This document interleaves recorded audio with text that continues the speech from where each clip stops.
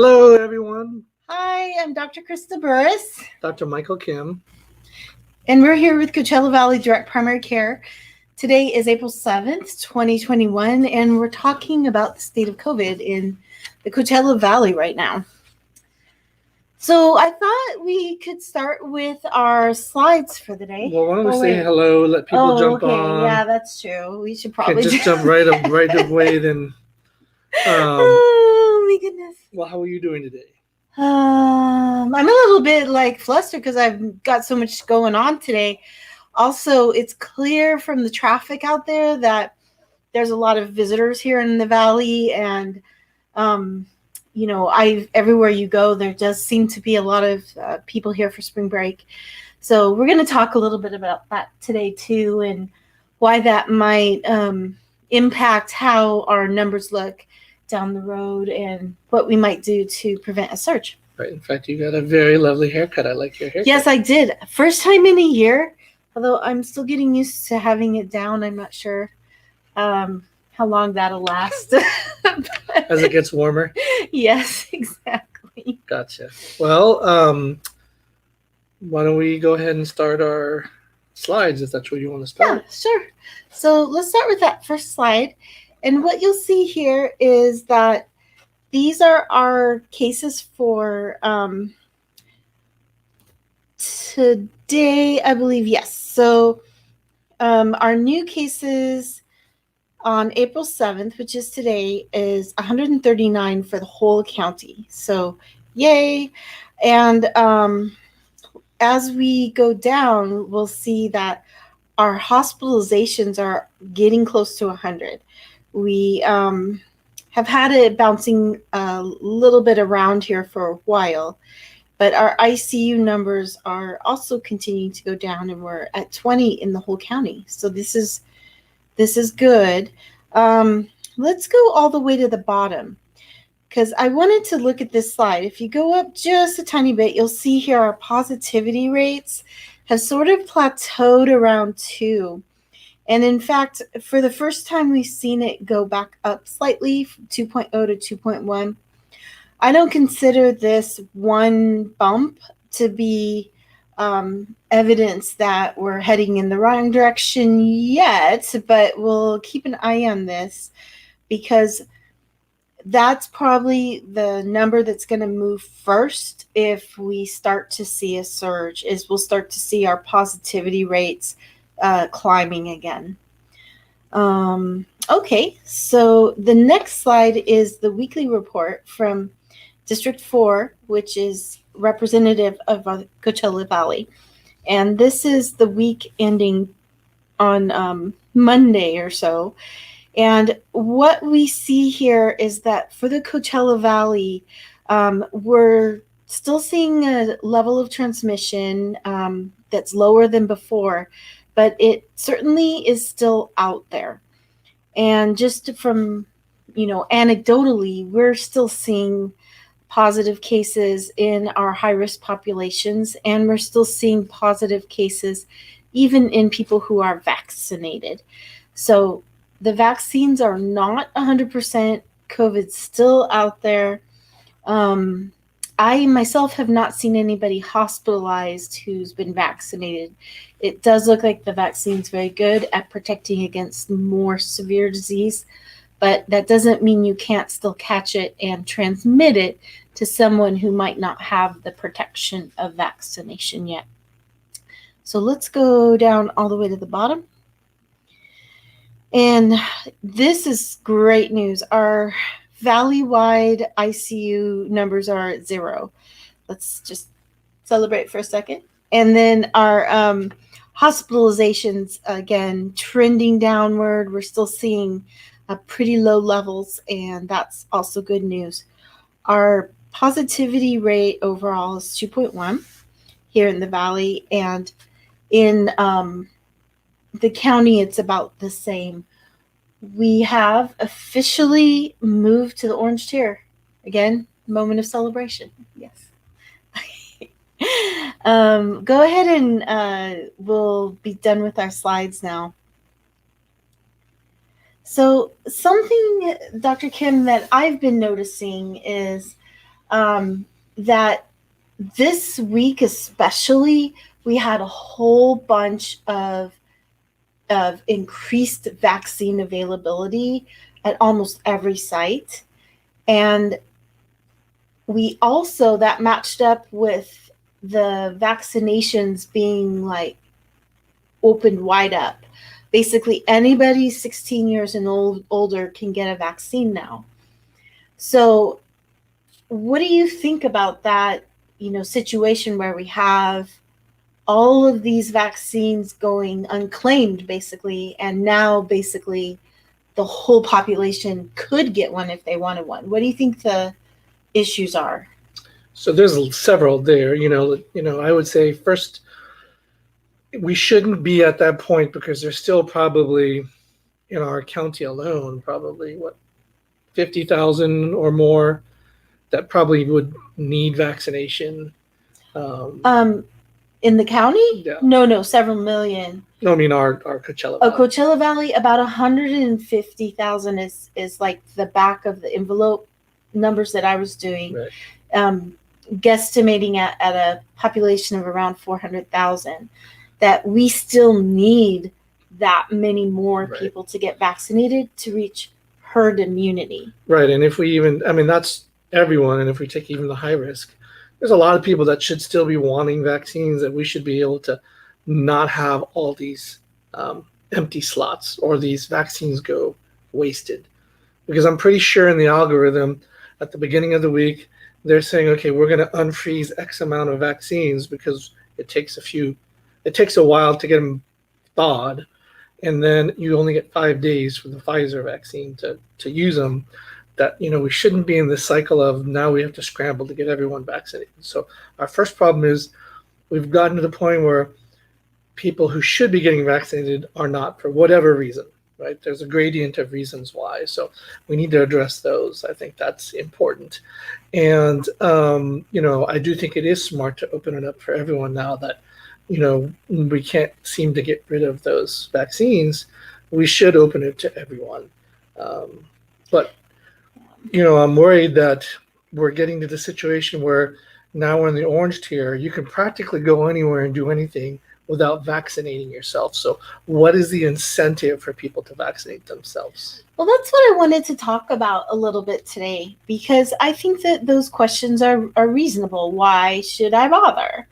And I think people even had these questions about the vaccine in the middle of the peak of COVID. So I, been talking and listening to a lot of people and trying to sort of hear what the main concerns are. And so I'm going to have you pretend to be a person who has a question. And I've written the questions down for you. Yeah.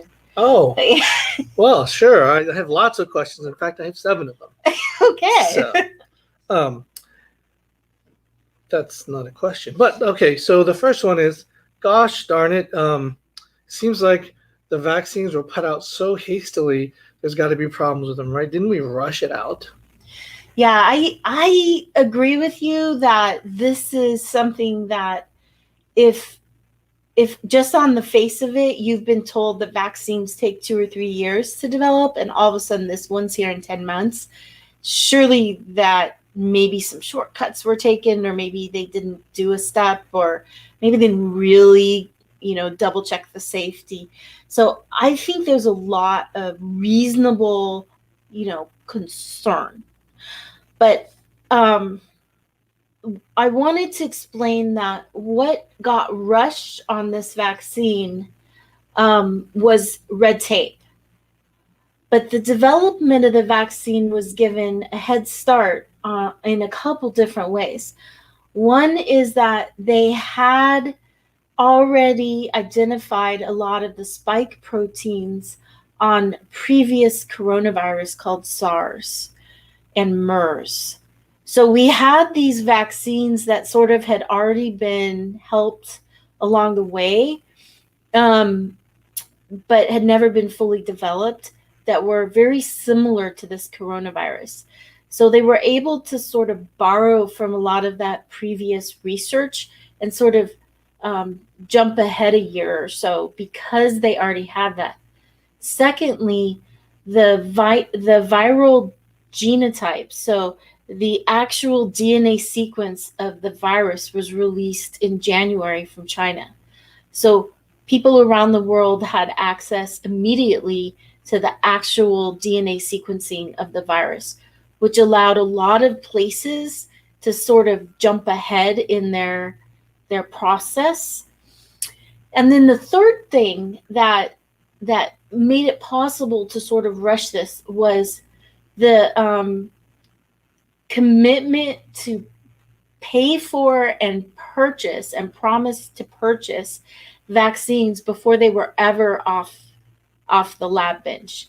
So that gave the companies basically the financial security to go ahead with the projects, even if they weren't sure yet if that vaccine would work.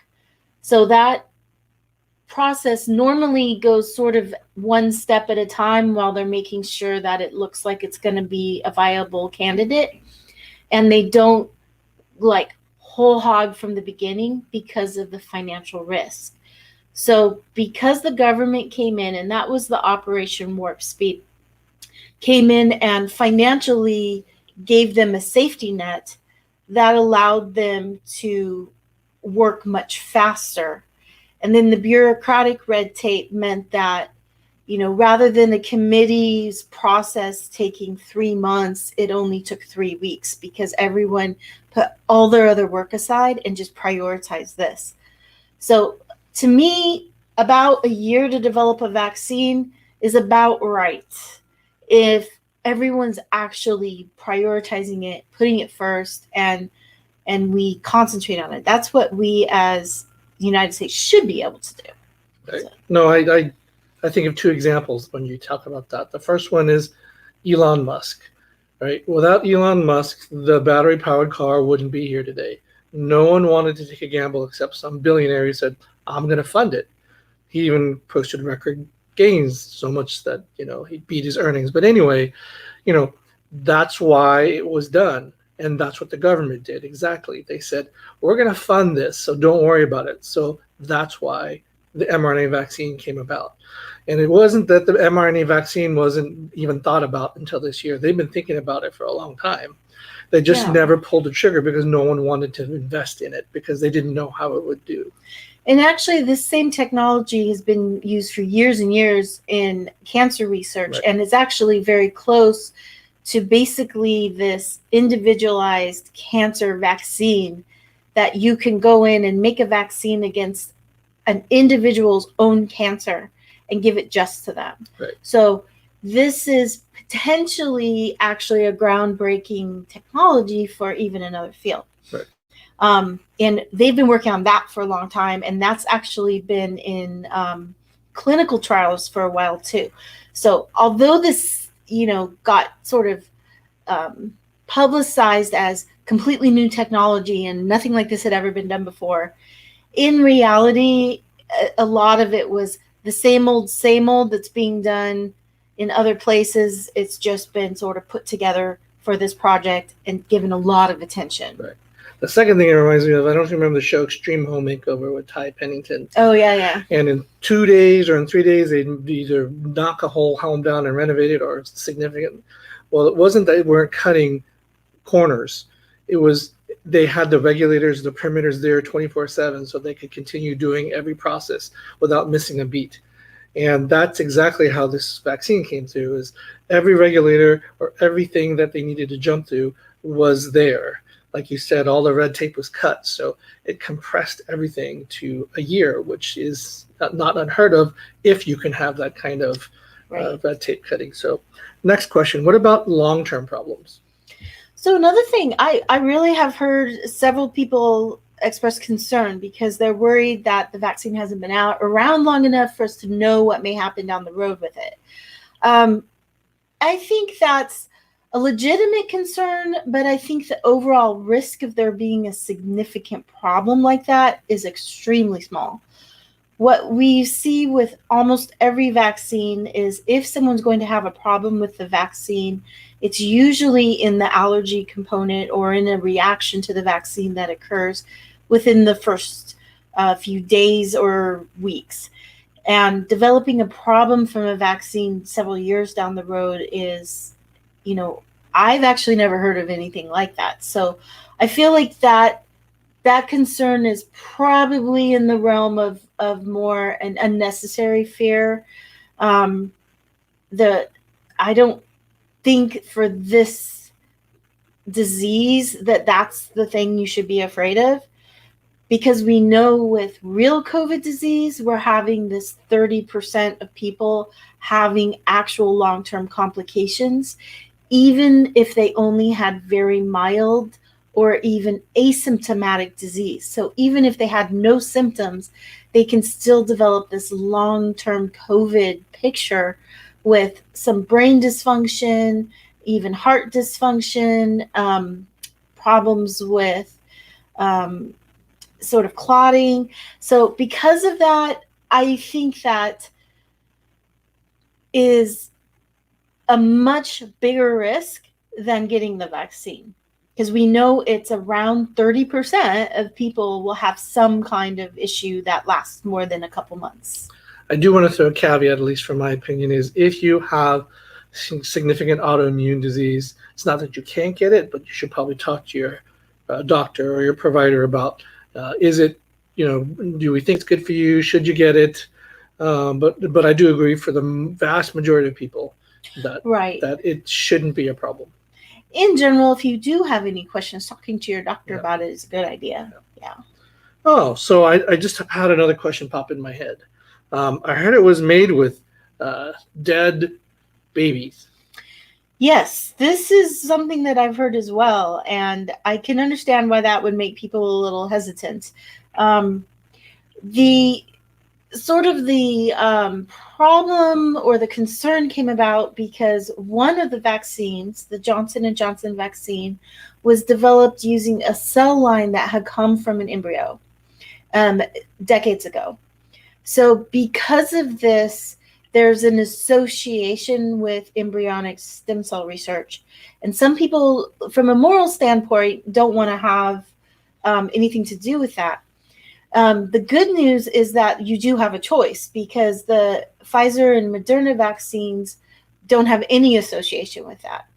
There are no dead human parts in any of the vaccines. There's no actual human like cells or DNA in the vaccine. It's just that original vaccine was developed in the lab using those cell lines as part of the testing process. So for people who have an ethical problem and want to, for their own conscience, not have anything to do with that, I do recommend the other two vaccines. It is I think concerning to people when they think, oh, these things are in there and, they're in my body. But no, there's no human derived proteins or DNA or cells in the vaccines. Yeah, I guess for my simple brain to break it down, if you have a home and you've renovated the home, every piece of the home over 20, 30, 40 years, is it still the same home or is it a brand new home? Right? So the frame, the cell lines that originally were there, but these vaccines, even nowadays, are nowhere near anything based on that previous one cell line. So to even say that, these are vaccines that have, like you said, no human DNA cells in them. So. Yeah, but for people who have a conscientious concern, I would say, go with Pfizer, Moderna, and that way you don't have to worry about that. So COVID is going away. So why do I need to even get vaccine? I think this is probably the best question. And, we just moved to the orange tier. Our numbers are going down. The hospitalizations are going down. All the old people have gotten vaccinated, right? So why do we even need to get a vaccine? And I'm only 20. Why do I'm not going to get sick. Why do I need this vaccine? I think this is the point where we really need people to understand that the pandemic's not actually over. We're at this little sort of moment of opportunity where our transmission rates are low enough that we have an opportunity to actually finally put the fire out. So up until now, we've had a fire that's been raging completely out of control. We're at 0% containment in our wildfire, and we were just kind of trying to save people and evacuate them from their homes. I mean, we were kind of in that state. Now we're at a state where maybe we've got about, 50% containment, honestly. And we've got the fire in an area that if we're lucky and it doesn't get windy and we get the resources where we need them, we could actually put the fire out. If people get vaccinated, because right now we're still seeing it transmitting, right? And we're seeing the more transmissible strain from the UK is now the dominant strain in the US. That was announced today. So that one spreads faster, it spreads easier, it spreads out at longer distances, and may even cause a higher rate of younger people being hospitalized. And so since we have our young people out mixing more, the bars have reopened, we're in the orange tier, it's spring break, we've got this new, more transmissible strain. This is the moment where if we're gonna actually turn the corner and stop the pandemic at this moment and not have it surge again, our young people need to get vaccinated right now. So I'm talking everyone from that 16 to 50 range. Everyone who thinks that they're not at risk, this is the moment to actually squish it. We have a chance. If we miss this chance, what can happen is not only do we have a surge, but it allows the virus to continue to mutate, and we may end up with a strain that the vaccine doesn't work against.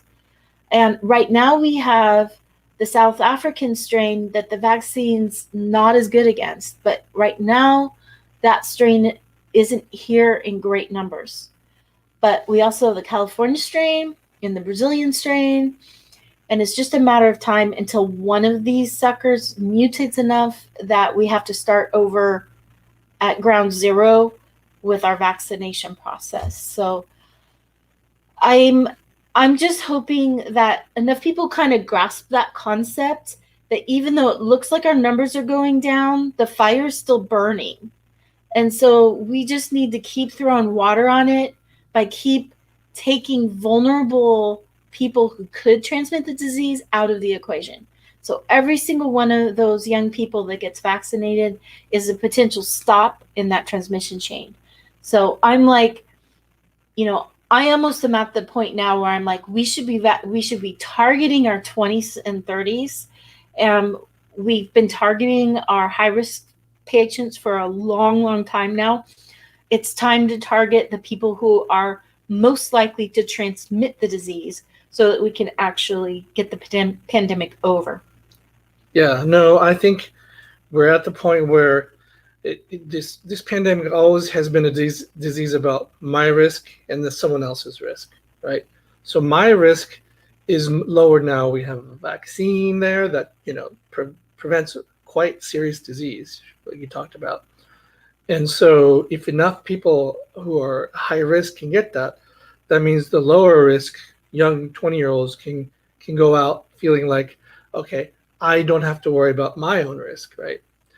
But now it's about others, right? So yeah, I'm vaccinated. I can go out and even if I got an asymptomatic COVID that doesn't make me feel bad, I still have that potential to spread it to people.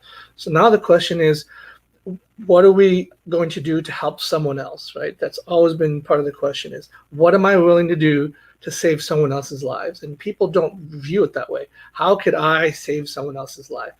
Like you said, cut the transmission so that it can't get to someone, because it's getting still to people who will die, right? Yeah. It's not going to be 500,000 anymore. Even if it was 50,000, 100,000, that's a lot of lives still. And if we can get to that transmission and cut it, for me, getting a vaccine is a no-brainer, at least for me. So, Yeah. I heard it might make you get really sick. Yeah, I've heard a lot of people being worried specifically about the Moderna vaccine. So they're saying, oh, I heard the Moderna second vaccine is really, really bad. And while it's true that both the Pfizer and Moderna second shots have higher rates of side effects, still the great majority of people have mild side effects. So we're talking about arm soreness, possibly a day where you're feeling kind of punky, maybe even a low-grade fever, but actually having to go to bed or not be able to work is still not very common. Some people will say that they didn't feel good for a few days, or had body aches, that sort of like flu-likey thing. But almost everyone that I know had milder symptoms than that. So Yeah. I encourage people. Plus, the younger you are, it seems like the milder your side effects tend to be. Or no, that's opposite. Yeah. The older you are, the milder your side effects tend to be. So for our young people, I do encourage them, hey, if you're feeling bad, make sure that you take a little Tylenol, stay well hydrated. But honestly, it's usually over in 24 hours. And there's still the same vaccine rumor going around, which is a false myth, that because you're sick after your Moderna or Pfizer shot or even the Johnson & Johnson, you need to stay home because you're going to spread the COVID. You can't get COVID from any of the vaccines. Yeah. Just because you're symptomatic, it doesn't mean you actually have COVID. It means your body's reacting to the vaccine, which we want it to. And so you can't get COVID from the COVID vaccine. Having said that, you can catch COVID the day before you go get vaccinated. And so what I tell people is if they're still having fever more than 2 days after the vaccine, or if they have a cough, coughs don't normally happen with the vaccine. Right. So a cough or a fever for more than 2 days, you really should get checked out and tested, because that's most likely not from the actual vaccine. Right. You might actually have gotten COVID around the same time you got vaccinated. So what if I've already had COVID? Why do I need a vaccine? That's an excellent question. In fact, when we first started vaccinating, we didn't let people who had had actual COVID get vaccinated right away. We were trying to vaccinate people who didn't already have some immunity. So when you get actual COVID, you do have some immunity to it. But that immunity doesn't look like it's usually as good as the immunity that you get from the vaccine, especially if you had a mild case of COVID. Also, it looks like the way the vaccine sort of wakes up the immune system is really good at preventing future cases. And so it looks like people who are vaccinated actually have a longer level of protection than people who just had wild type or natural infection. So because of that, the recommendation is now, even if you had a documented case of COVID, even if you were in the hospital and had severe disease, to go ahead and get your vaccine. Well, I'm young, right? I'm like 20. Clearly. And so I would rather just get the disease because it's not horrible rather than get the vaccine. I mean, I'm young. Nothing will happen. So maybe nothing will happen. You could also spread it to somebody who gives it to their grandmother or their aunt or their sister who doesn't do so well with the disease. So you're always potentially a link in that chain that results in somebody else's death. But even beside that, remember that there's that 30% of people who develop chronic symptoms. So something that looks more like almost like a brain fog that won't clear, or fatigue that like just hits you, or a heart rate that just races. All these things are being documented and studied right now in young people who had mild COVID. So because of that, the risk of that is just a risk you don't need. I mean, you just really don't need that risk. If you get vaccinated, it can prevent that for people. Yeah, and I just read a study that they did out of Europe, I believe, that they're looking preliminarily that looked at people who had COVID and other viruses like the flu and people who have had COVID have a 30% more chance of having some sort of mental health diagnosis, depression, anxiety, or something. So, like you said, it's all part of that. We don't know what's going on, but things are happening. Yeah. So it's definitely a virus that has a widespread physiologic effect.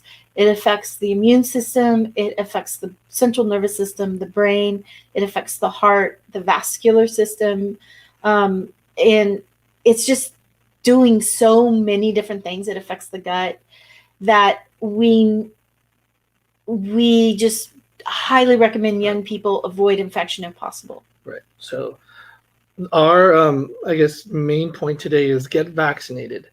Unless there's an extreme reason that you shouldn't, which there are very few.